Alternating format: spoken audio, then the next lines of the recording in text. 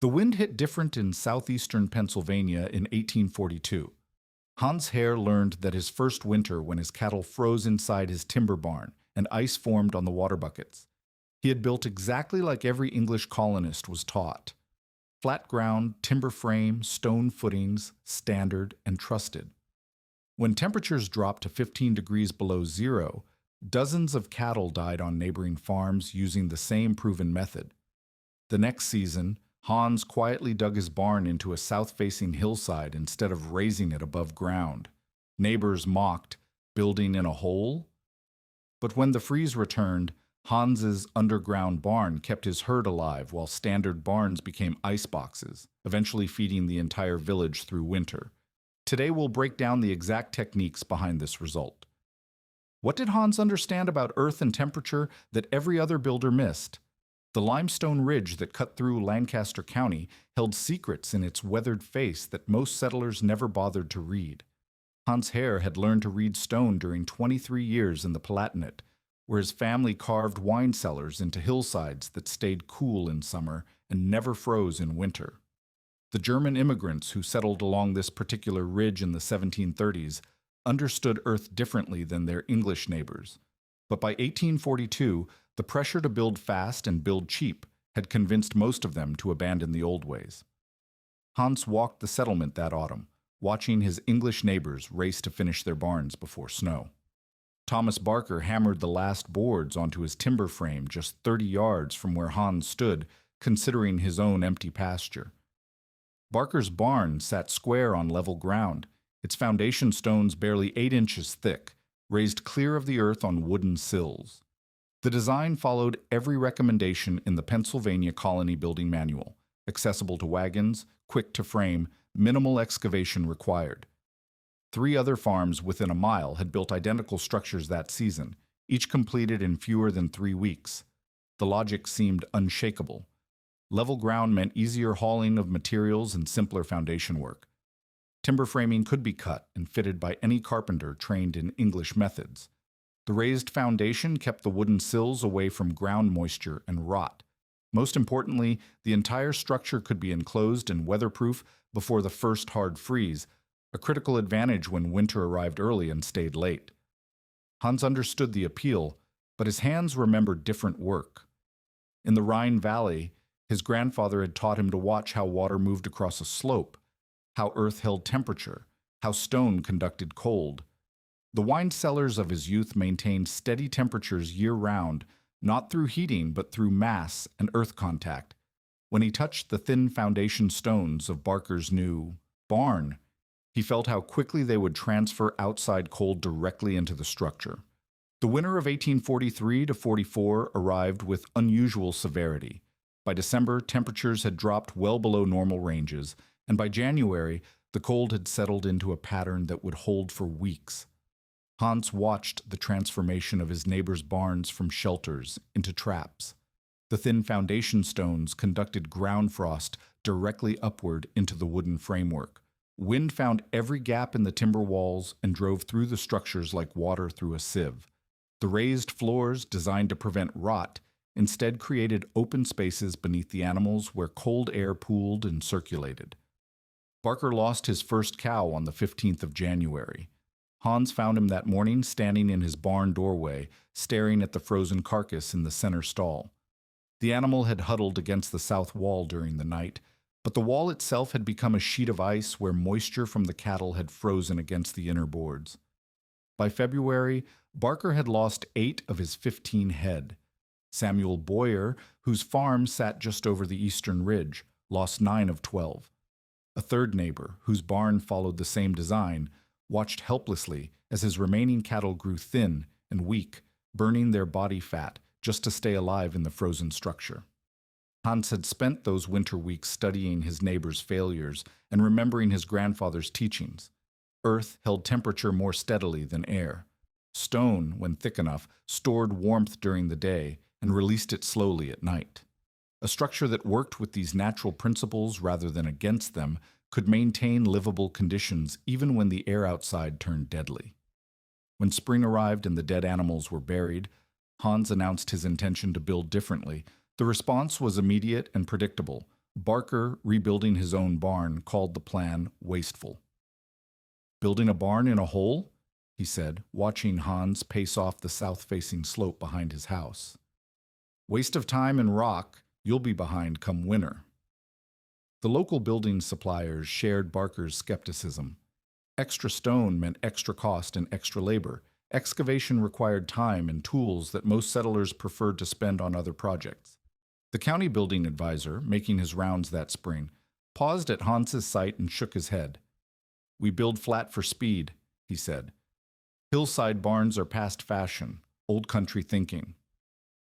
But Hans had been thinking beyond fashion. He remembered Johann Müller, the Swiss barn builder who had passed through the settlement 2 years earlier. Müller had spoken of bank barns built into alpine slopes, structures that used earth as insulation and stone as thermal mass. He had sketched designs that showed how a barn could be built with its back wall buried in earth, creating a structure that was half building and half cave. Hans also remembered conversations with Tall Willow, the Susquehannock elder who still traded at the settlement. Tall Willow had described winter lodges that stayed warm not through burning wood, but through earth contact and controlled airflow. The old man had traced patterns in the dirt showing how earth-banked walls shed wind and held steady temperatures. As Hans began laying out his foundation that spring, he was combining these sources of knowledge into something the settlement had not yet seen.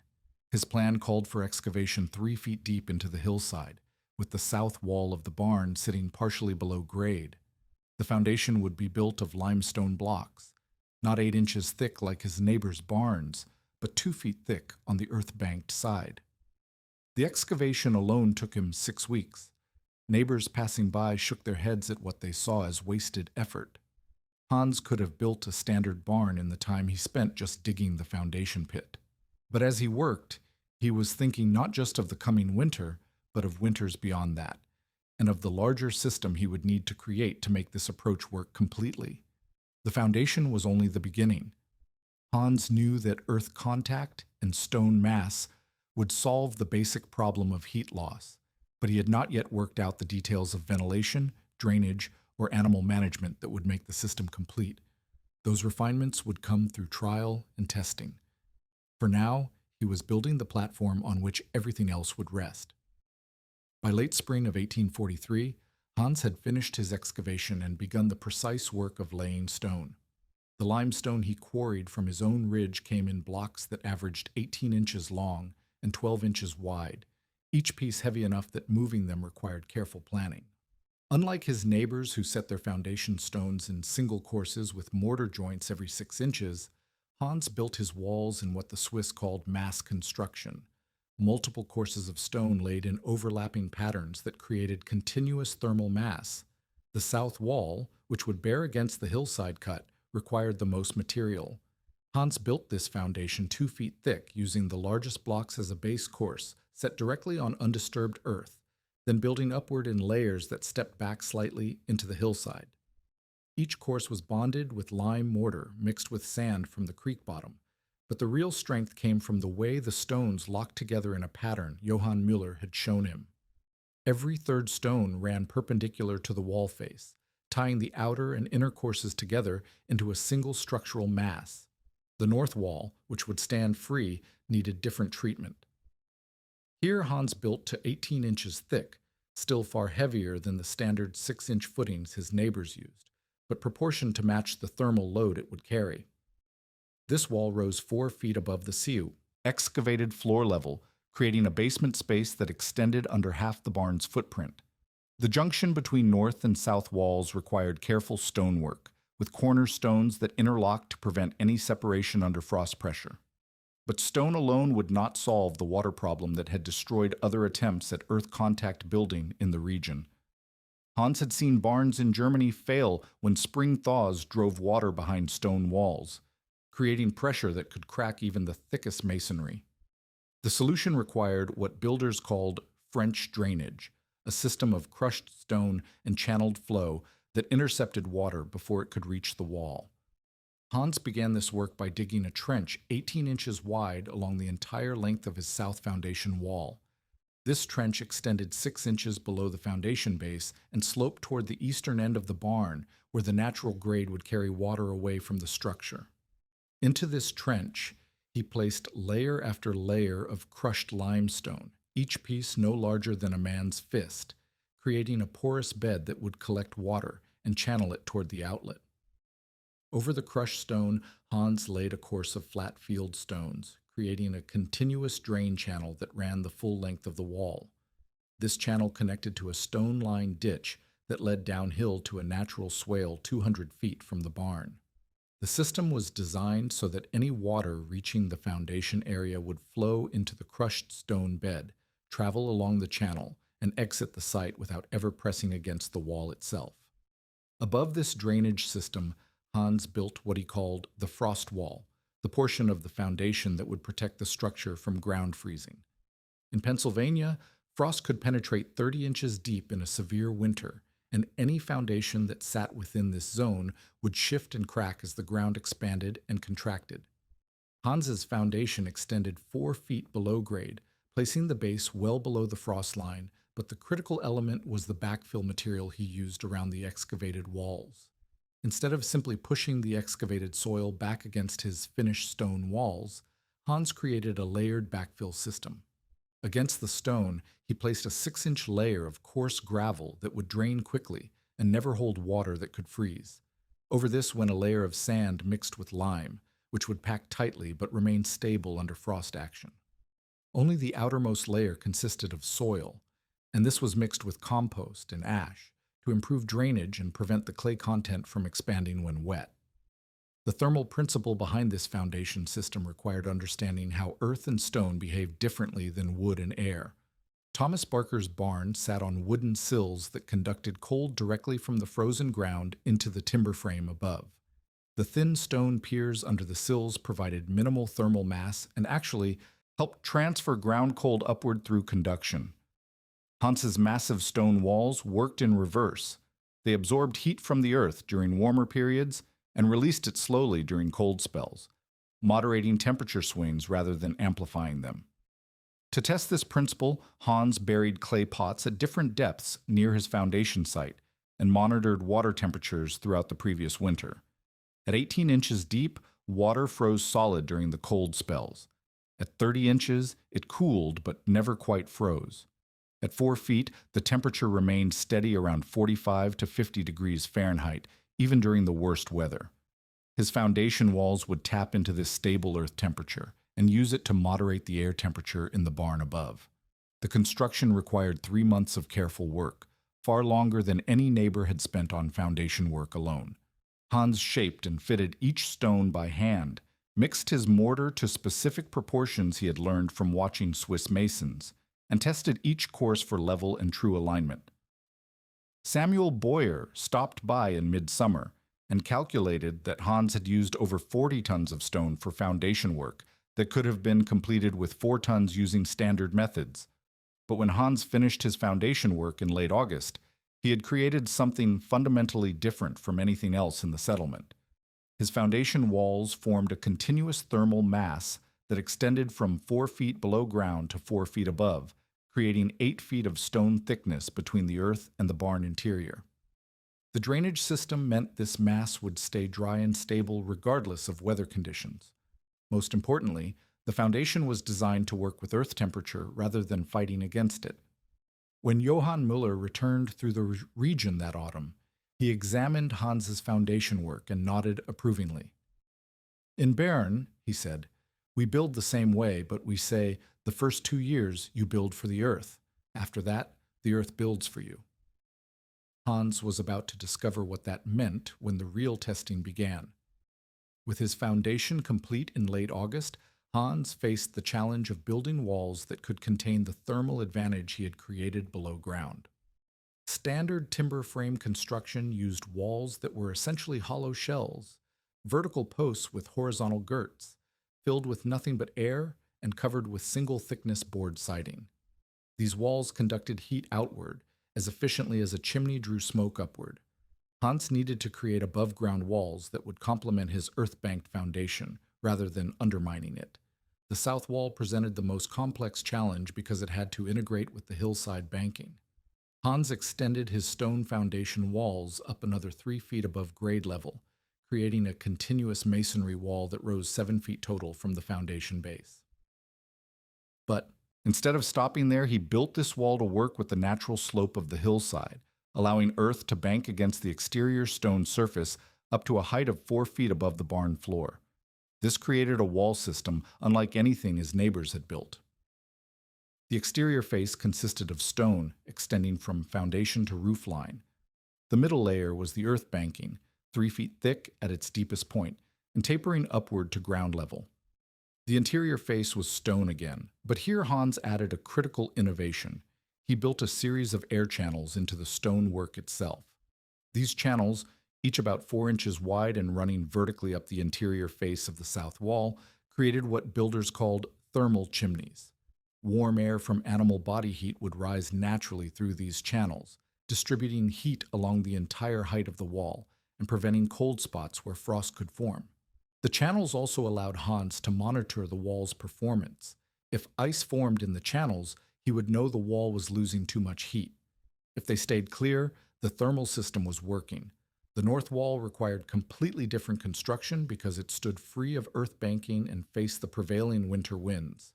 Here Hans employed a technique he had learned from Palatinate builders, double wall construction with insulation fill between the walls. He began by framing this wall with oak posts spaced 16 inches apart rather than the standard 24 inches, creating a stronger framework that could support additional weight.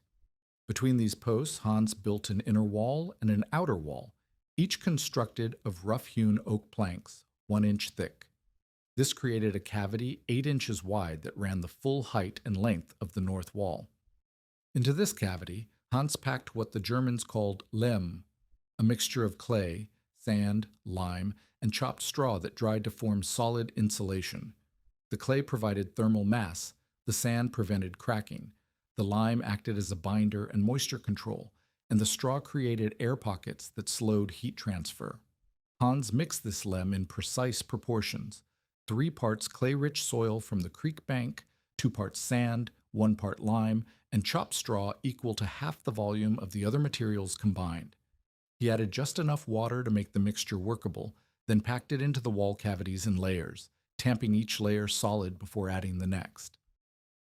The work required weeks of careful application, with each section needing to dry thoroughly before the adjacent section could be filled. The roof design incorporated thermal principles that most settlers ignored entirely. Standard barn roofs were built with moderate pitches, typically 6 inches of rise for every 12 inches of horizontal distance, and were ventilated through large gaps at the eaves and ridge to prevent moisture buildup. Hans built his roof with a much steeper pitch of 10 inches, rise per 12 inches horizontal distance, and he eliminated most of the ventilation openings that would allow warm air to escape. This steep pitch served multiple thermal functions. The greater angle shed snow and rain more effectively, reducing moisture problems that could compromise insulation. More importantly, the steep roof created a large triangular space above the animals that would capture and hold warm air. Hans sheathed the underside of his roof boards with additional planking, creating an enclosed attic space that would function as a thermal reservoir. Inside this attic space, Hans stored his hay and feed, but he positioned these materials strategically rather than simply piling them randomly. Hay bales closest to the interior partition above the animals would receive the most heat from rising warm air and would stay driest and most nutritious throughout winter. Feed stored toward the outer edges of the attic would stay cooler but would never freeze because the enclosed space would remain above freezing even in severe weather. The entrance design incorporated solar heating principles that Tall Willow had explained to Hans the previous winter. Instead of placing the main barn door on the north side where it would be protected from weather, Hans positioned his entrance on the south-facing side where it would receive direct sunlight during the low-angle winter months. He built this entrance as a ramped approach that descended from ground level to the barn floor, creating a natural sunlight trap.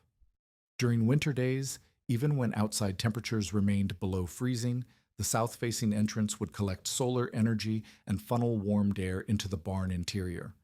The ramp itself, built of fitted stone, would absorb solar heat during sunny periods and radiate this heat inward during cloudy periods or at night. This passive solar gain could add 10 to 15 degrees of warmth to the barn interior on clear winter days. Hans completed his wall and roof construction by early October, just as his neighbors were finishing their harvest and preparing their standard barns for winter. Thomas Barker had rebuilt his barn using the same methods that had failed him the previous year: thin foundation, timber frame walls with minimal insulation, standard roof pitch with full ventilation. Samuel Boyer had made minor improvements to his design, but had not changed the fundamental approach. When Hans moved his 12 head of cattle into the completed barn in late October, the structure represented a completely integrated thermal system. The earth-banked foundation provided stable base temperature. The massive south wall and insulated north wall created an envelope that would retain heat rather than conducting it outward. The steep enclosed roof would capture and store warm air from the animals below. The solar-oriented entrance would add passive heat gain during daylight hours. The testing of this system would begin in just a few weeks when the winter of 1843 to 44 arrived with its unprecedented cold. Hans had created a structure designed to work with natural thermal principles rather than fighting against them, but only the coming freeze would prove whether his integrated approach could succeed where conventional methods had failed so catastrophically the year before. By November, Hans discovered that his thermal envelope created a new challenge he had not anticipated. The thick walls and enclosed roof that kept heat inside the barn also trapped moisture from animal respiration and waste. Within 2 weeks of moving his cattle into the completed structure, condensation began forming on the interior stone walls, and the air grew thick with the ammonia scent of concentrated animal waste. His neighbors' drafty barns never faced this problem because cold air constantly swept through their structures. But Hans needed to find a way to manage air quality without losing the thermal advantages he had built. The solution came from an unexpected source. Tall Willow, making one of his regular visits to trade goods at the settlement, examined Hans's barn and immediately understood the problem. In the longhouse, he explained, pointing to the moisture beading on the stone walls, we make small holes near the roof to let the bad air out, but we cover them when the cold comes hard. He described smoke holes in indigenous winter shelters that could be adjusted with hide flaps depending on weather conditions and the need to control interior air. Hans adapted this principle to his stone construction by building adjustable ventilation openings into the south wall near the roof line. These openings, each about 6 inches wide and 12 inches high, could be opened or closed using wooden shutters that slid in stone channels he had built into the wall during construction. When opened, the vents allowed warm, moist air to exit naturally as it rose to the highest point in the barn. When closed during the severest weather, they prevented heat loss while still allowing minimal air exchange through the gaps around the wooden shutters. But ventilation alone would not solve the larger problem Hans faced as winter deepened and neighbors began seeking shelter for their own livestock. Thomas Barker appeared at Hans's door in early December with a request that would test every aspect of the barn's design. His rebuilt structure was already failing in the cold, and he needed temporary shelter for 6 of his remaining cattle. Samuel Boyer made a similar request days later, asking Hans to shelter 8 head until the weather moderated. Hans realized that his barn, designed for 12 animals, would need to accommodate 30 head during the worst of the winter. This meant rethinking the interior layout completely and understanding how animal density affected both heat production and air quality. Each cow generated approximately 3,000 BTUs of body heat per hour, which meant 30. Animals would produce 90,000 BTUs, enough heat to warm the barn interior, but also enough to create dangerous humidity and ammonia levels if not properly managed. The interior space Hans had built measured 40 feet long by 24 feet wide, providing 960 square feet of floor area. For 30 animals, this meant 32 square feet per animal, far tighter than the standard recommendation of 60 square feet per head. But Hans had learned from Johann Müller that German alpine barns routinely held animals at higher densities during severe weather, using careful stall arrangement and waste management to maintain healthy conditions. Hans created a winter stall layout that maximized both warmth sharing and waste removal. He arranged the cattle in two parallel rows facing inward toward a central alley that ran the length of the barn. Each stall measured 5 feet wide by 6 feet deep, providing 30 square feet per animal, tight but workable for temporary sheltering. The central alley, 4 feet wide, allowed Hans to move between animals for feeding and waste removal while also serving as an air circulation channel. The key innovation was the flooring system Hans built into each stall. Instead of keeping animals on simple dirt floors like his neighbors, Hans built raised sleeping platforms using split logs covered with packed straw. These platforms kept the animals off the cold earth and allowed waste liquids to drain away from where the cattle lay. Under each platform, Hans built shallow drainage channels that carried waste liquids toward collection areas he could clean regularly. This waste management system became critical when Hans discovered that 30 animals produced far more manure than 12, but also generated much more heat. The extra body heat warmed the barn interior to comfortable levels even during the coldest weather, but it also accelerated decomposition of waste materials, creating ammonia and methane that could sicken the animals if allowed to accumulate. Hans learned to clean the drainage channels twice daily and to remove solid waste immediately, rather than allowing it to pile up. The seasonal access design proved equally important as winter deepened. The south-facing ramp Hans had built allowed him to move animals in and out of the barn even when snow accumulated several feet deep around the structure.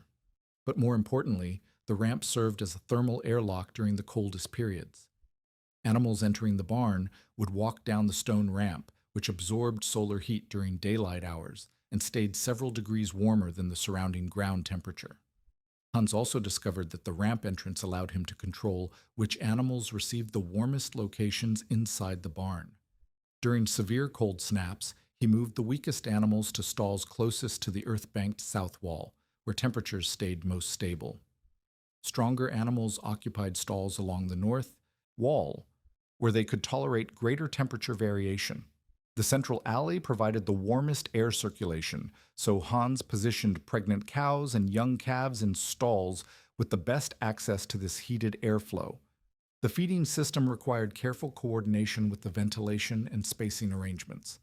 Hans stored hay in the enclosed attic space above the animals, where rising warm air kept it dry and prevented freezing. But distributing this feed to 30 animals in tight quarters required precise timing and routing. Hans cut feeding hatches in the ceiling above each row of stalls, allowing him to drop hay directly into feeding areas without walking through the central alley and disturbing resting animals. By February of 1844, Hans had refined his management system to handle maximum capacity during the severest weather, while maintaining healthy conditions for all 30 animals. His adjustable ventilation system removed excess moisture without losing critical heat. The stall arrangement maximized warmth sharing while allowing efficient waste removal. The seasonal ramp provided protected access regardless of snow conditions. Most importantly, the feeding and watering systems worked efficiently even when the barn operated at maximum capacity.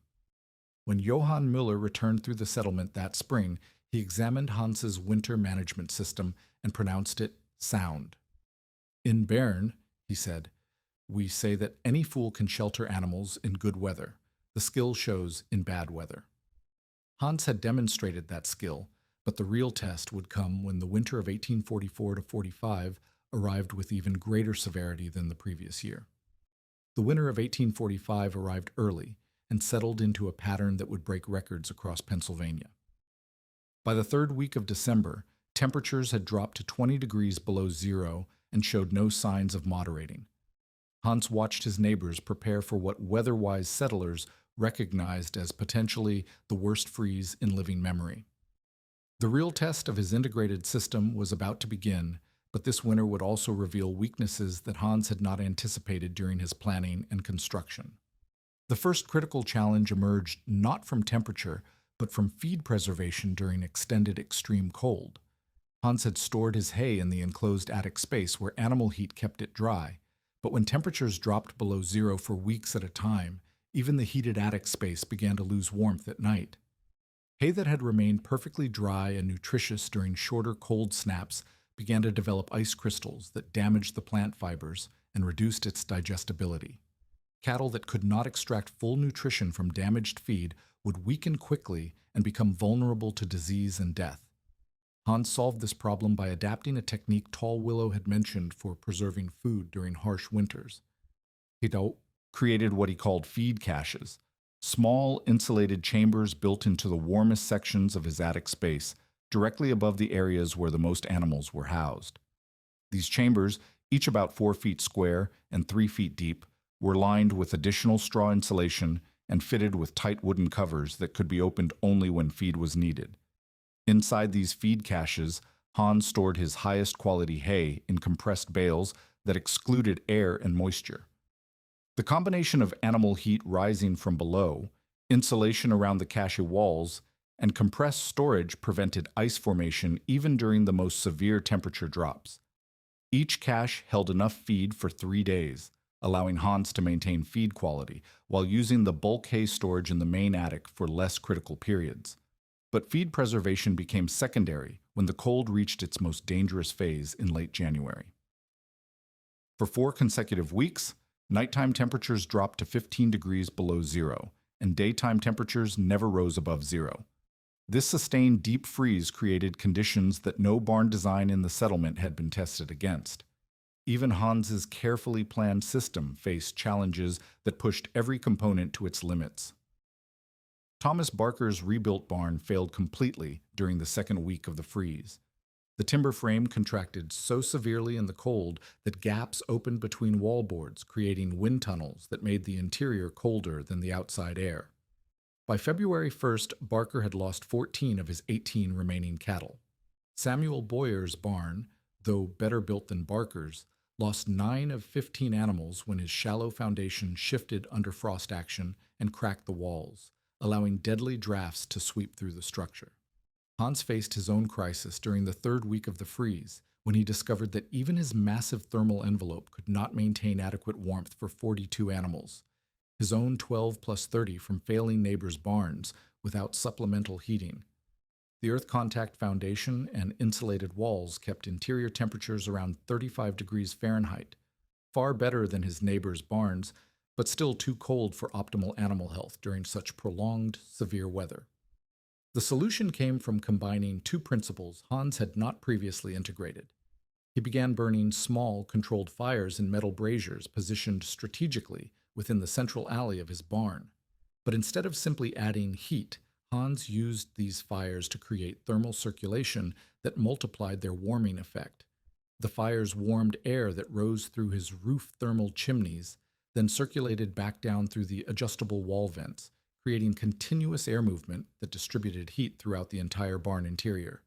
This active heating system required careful fuel management. Hans burned only well-dried hardwood in small amounts, never allowing the fires to produce smoke that could harm the animals. He built the braziers with legs that kept them 18 inches off the barn floor, preventing ground heat loss, and surrounded each brazier with stones that absorbed and radiated heat long after the wood had burned to coals. The system required tending every 4 hours, but it raised interior temperatures to a stable 45 degrees even during the worst of the freeze. The most remarkable test came when Hans was forced to implement emergency breeding protocols during the height of the cold snap. 2 of his cows came into breeding condition during February, and under normal circumstances he would have isolated them in separate areas. But with every space in the barn occupied by animals from failed neighboring barns, Hans had to manage breeding within the tight confines of his maximum capacity layout. Hans created temporary breeding stalls by reconfiguring his central alley using movable wooden partitions he built during the crisis.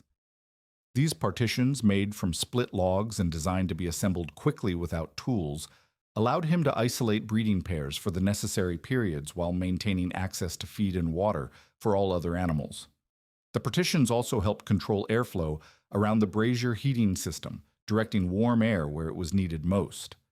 By March, when temperatures finally moderated, the results of the winter's test were undeniable.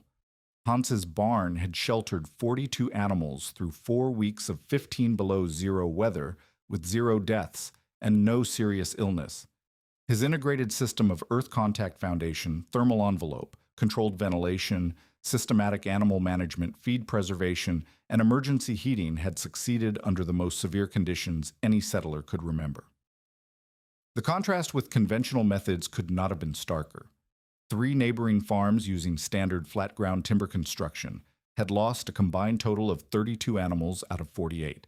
Spring repair costs averaged $200 per farm for foundation work, wall reconstruction, and roof repairs. Hans's barn required no structural repairs and had actually improved in performance as the stone walls and earth banking settled and integrated more completely. Samuel Boyer was the first to acknowledge what the winter had proven. In April, he began excavating a hillside site on his own property, copying Hans's foundation design exactly. By summer, 4 other farmers in the settlement had started similar projects. The county building advisor, who had dismissed Hans's approach as past fashion, quietly revised the official colony building recommendations to include earth contact construction as an approved method for severe climate conditions. Johann Müller, visiting the settlement that spring, pronounced the winter's test a complete validation of traditional alpine building principles adapted to American frontier conditions. "The old ways work," he told the gathered farmers, "because they were tested by many hard winters before you were born." Hans had proven that immigrant craft knowledge, indigenous environmental wisdom, and frontier innovation could combine to create solutions superior to conventional colonial methods. Within 5 years, the bank barn design had spread throughout southeastern Pennsylvania and into Maryland and Virginia. Modern agricultural surveys show that many of these earth contact barns remained in active use for over 2 centuries, while conventional timber barns built during the same period typically required major rebuilding within 30 years. Hans's integration of thermal mass, controlled environment, and systematic management had created not just a barn, but a building system that worked with natural principles rather than fighting against them.